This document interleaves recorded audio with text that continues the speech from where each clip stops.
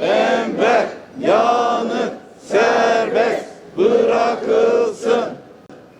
Hasta mahpuslar serbest bırakılsın. Bilindiği üzere mahpuslar temel haklarından biri olan sağlık hakkına erişimde ciddi engellerle karşılaşıyor. Ulusal ve uluslararası hukuk düzenlemeleri mahpusların sağlık hizmetlerine eşit erişimini öngörmüş, sağlık ve yaşam haklarının korunması için devlete tedbir alma zorunluluğu getirmiş olmasına rağmen geciken tedaviler ve ihmal edilen sağlık ihtiyaçları mahpusların sağlık yanında yaşamını da doğrudan tehdit ediyor. Olumsuz koşullar nedeniyle tedavi edilebilir hastalıklar bile kısa sürede mahpusların yaşamını tehdit eder hale geliyor ve mahpus ölümleri her geçen gün artıyor. Artan mahpus ölümleri gerçeği karşısında yetkilileri sorumluluklarını yerine getirmeye davet ediyoruz. Sorumluluklarına aykırı davrananlar hakkında zaman geçirilmeksizin idari ve cezai yaptırımlar uygulanmalı, önlenebilir mahpus ölümlerinin önüne geçilmelidir. 734. hafta FEO oturmasında 724. hafta bu hafta Menemen R tipi kapalı hapishanesinde tutulmakta olan Enver Yanık'ın durumunu paylaşıyoruz.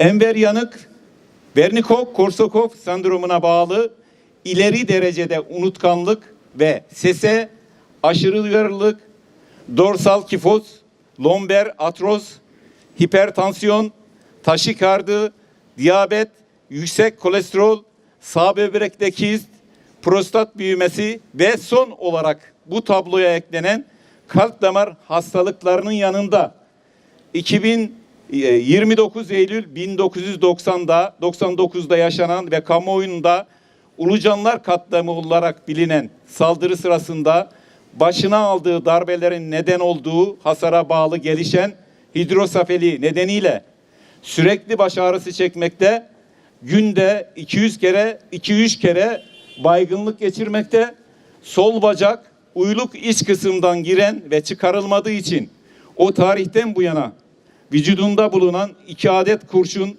ve bacakta neden olduğu çoklu kırıklar nedeniyle takılan 8 platinle ve yine akciğerinden çıkarılamayan bir metal parçasıyla yaşamaya çalışmakta, yürüme güçlüğü ve sürekli ağrı çekmektedir.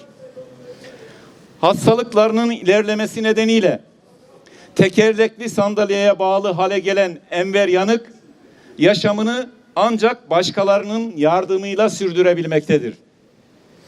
Eşi yaptığı açıklamada Enver Ulucanlar katliamında ağır yaralanmıştı.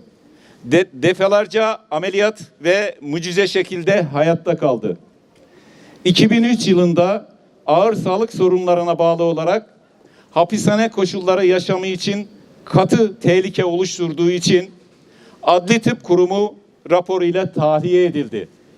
Devam eden davasında hakkında haksız iddialarla hapis cezası verildi ve ağır sağlık sorunlarına rağmen 7 Ekim 2024 günü tekrar tutuklandı. Tutuklanmadan önce iyi bir bakım ve tedaviyle yaşamını sürdürüyordu. Tutuklanınca tedavileri ve kontrolleri yarım kaldı. Hastalıkları ilerledi. Kalp hastalığı ortaya çıktı. Geçen Ekim ayında nabızdan akciğerinde, damarlarında sorun olduğu görülüyordu. Biz bununla ilgili açıklama yaptıktan sonra 13 Kasım'da Menemen R tipi cezaevine sevk edildi. Ama orada da tedavi edilmedi. Uygulanan tek tedavi haftada 2 gün fizyoterapi oldu. Bu sürede hem çok kilo kaybetti hem de hastalıkları ağırlaştı. 5 Şubat'ta yaptığımız telefon görüşmesinde Enver sabah İzmir Şehir Hastanesi Göğüs Hastalıkları bölümüne götürüldüğünü, 1 saatten fazla sedyede bekletildiğini ve doktorun kendisini hiç görmeden hematoloji bölümüne sevk ettiğini, ancak oraya götürülmeden geri hapishaneye getirildiğini söyledi. Bununla ilgili tabip odasına da suç duyurusunda bulunacağız. Sonrasında en-nabızdan baktım. Doktoru pulmoner emboli teşhisi koymuş ve hematolojiye sevk etmiş Enver'i. Yaklaşık 3 aydır R tipinde Enver ve çok kötü durumda. Hastaneye sevkler çok geç yapılıyor. Şimdi bu teşhisi koymuşlar ama hematolojiye ne zaman götürülecek, tedavi ne zaman başlayacak belli değil. Bu haliyle R tipleri tedavi etmek için değil, insanlar ölsün diye götürüldükleri hapishanelerdir. Enver sık sık bayıldığı halde hücrede tutuluyor. Boynuna buton asmışlar, acil durumda bassın diye. Çoğu zaman geldiklerinde yatağında baygın buluyorlarmış. Enver artık tekerlekli sandalyede hareket edebiliyor ve kendi işlerini yapamıyor. Sandalyeden yatağına geçemiyor örneğin. Tedavi olarak ilaç veriyorlar. Onu da bitince tekrar almaları 1 hafta sürüyor. Çok kaygılıyım. Çünkü bütün organlarında sorun var. Çoklu organ yetmezliği riski var. Akciğer ve damar sorunları nedeniyle beyne ve diğer organlara oksijen ulaşmıyor. Acil olarak tam teşekküllü bir hastanede sürekli tedavide tutulması gerekiyor. Ama bunu yapmıyorlar. O zaman bıraksınlar, biz yapalım. Yaşaması için tahliye edilmesi şart demiştir.